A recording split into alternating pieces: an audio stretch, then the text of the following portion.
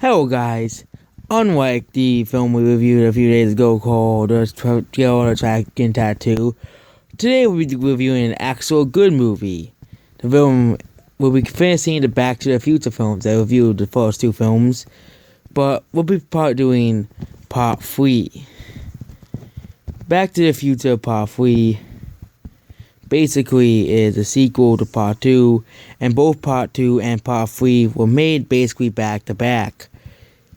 Both films the first film didn't get as great reviews as the first film, of course, because it's a sequel. Sequels don't really are not as good as the first film. But this film was a solid entry, and there will be spoilers as well. The plot basically starts right after the guy appears and gives him the name of Doctor is. After witnessing a violent death by lightning bolt, Marty McFly learns that Dr. Emmett Brown, also from 1985, was transferred to 1885 and was trapped. Marty and Doc's 1995 self used the information of the 1885 letter to repel D. Warren, and with 1885 Doc instructing Marty to return to 1985 and leave him be. Marty spots the tombstone with Doc's names dated 6 days after the letter, learning that Doc was killed by Biff Tanner's great-great-grandpa, Buford. The Biff family has always been aggressive, I guess. It goes in the bloodline. Marty takes a picture of the tombstone and travels to 1885 to save Doc.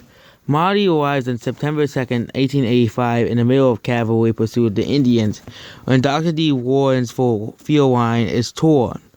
Marty hides the cow in a cave and walks to Hill Valley. He meets his Irish-born great-great-grandparents, Seamus and Maggie McFly. Okay, I gotta make it Tokyo. Seamus. That actually sounds a lot like Samus. But Seamus. That sounds like something very, very inappropriate. If I can make the joke. Okay, we're moving on. Runs a fool into Buford and his gang. Buford tries hanging Marty, but Doc rescues him. Doc agrees to leave 1885, but because gasoline is not yet available.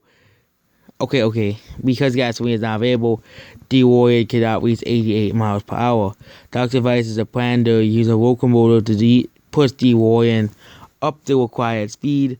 So of course they're gonna use the train, and then they spot the horse-drawn wagon. Doc saves the passenger, Clara Clayton, and the two fall in love. But then they realize that Clara was supposed to die.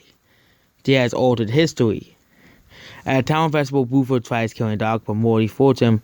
Buford affords Marty and challenges him to a showdown 2 days. In his anger, Marty accepts. Doc's name disappears from the photograph, and Jake remains unchanged. Doc swore that Marty might be killed, and spoiler alert, Marty does not die because main characters never die. That's how all stories are. Marty and Doc place the DeLorean on the spur. Doc makes Marty promise that once he returns in 1985, the DeLorean will be destroyed, which does get destroyed. Don't worry about that. Unable to confront his crowd of he is from the future, Doc is spurred, goes to Sulu's and burn, but Marty convinces Doc to leave with him. Doc swings a single shot of whiskey and passes out. Buford arrives and calls out Marty, but Marty refuses the duel. Doc awakes after drinking and the special wake-up juice, and tries freeing of Marty, but the Buford King shatters Doc, forcing Marty to duel. After fooling Buford thinking he'll kill Marty, using a bulletproof plate, Marty knocks Buford into a wagon and basically, like Biff in the second film, into a bunch of rocks. Or whatever that is, cow poop, something like that. Buford is arrested for aerial robbery.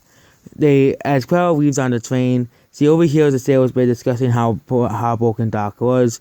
Clara applies an emergency brake and returns to town.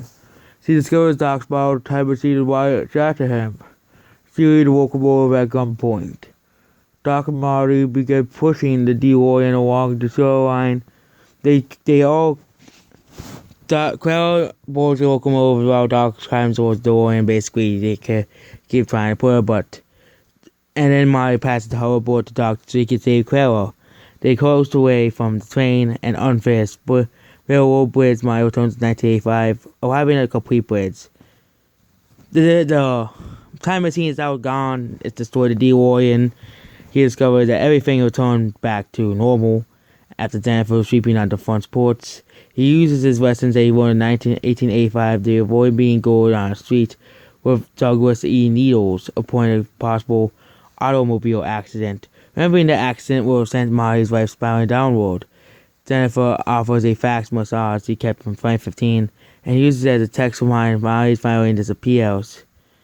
And then the doctor appears, gives him a present, and departs into an unknown time, possibly back in the normal time. That's basically the entire movie. Okay, so now we'll talk about the film. The film was good. It's not great as the first two, but the film was about cowboys. Cowboys have cool and stuff. It's all about dueling cowboys.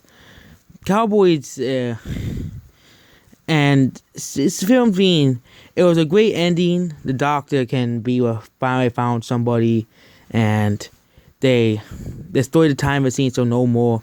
So basically, they can't make any more movies since the time machine was practically destroyed.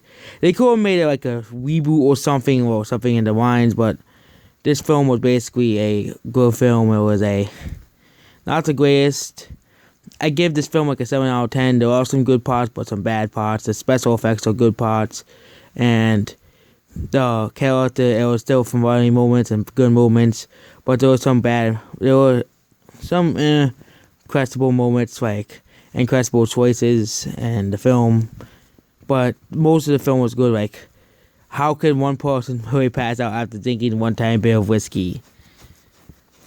But this film was kind of more about the story than anything, and the storyline was good, and that's basically it. So I give this film a 7 out of 10. Not necessarily the greatest film, but it's a good film altogether. Make sure to like, subscribe, and do all that, and goodbye.